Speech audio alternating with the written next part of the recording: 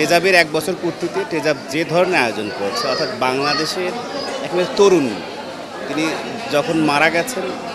মানে দর্শকের কাছে কিন্তু সারা জীবনই তরুণ একজন নায়ক সালমান শাহর এই জন্মদিনে, টেজাবের জন্মদিন। তো সালমান শাহ যেমন অমর হয়ে আছে, টেজাবও এই সাংবাদিকদের, বিনোদন সাংবাদিকদের জন্য শক্তিশালী একটা ভূমিকা পালন করবে। এবং টেজাবের কাজ শুধুমাত্র বিনোদন সাংবাদিকতা না, বিনোদন সাংবাদিকতার যারা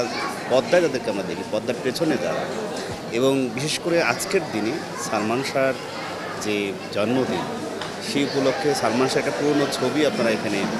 ঐতিহাসিক মধুমিতা হলে আপনারা দেখিয়েছেন, প্রদর্শন করেছেন। এটি আমার মনে হয় যে টেজাব এগিয়ে যাবে, এবং টেজাব যদি ধারণ করতে পারে সত্যিকার অর্থে বাংলাদেশের, নতুন বাংলাদেশের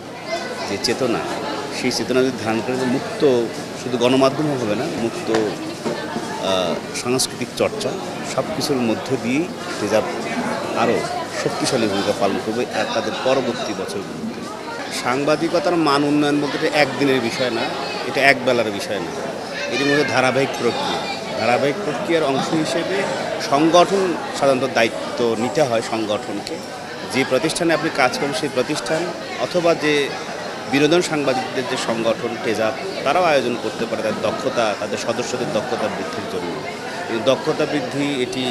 ইতিবাচক ভূমিকা, এবং সত্যিকার অর্থে দক্ষতা বৃদ্ধির জন্য যারা দেশে বিদেশে যারা এই বিনোদন সাংবাদিকতাকে যারা দীর্ঘদিন করেছেন, অভিজ্ঞতা আছে, এবং এই নতুন প্রযুক্তির সাথে এই বিনোদন সাংবাদিকতাকে ঠিক দর্শকদের কাছে, ভিউয়ারদের কাছে যে ধরনের আকাঙ্ক্ষা তাদের এখন তৈরি হয়েছে, সেটি পূরণ করতে হলে সত্যিকার অর্থে টেজাব এবং স্ব প্রতিষ্ঠান তাদের প্রশিক্ষণের বা তাদের দক্ষতা অর্জনের কোনো বিকল্প নেই।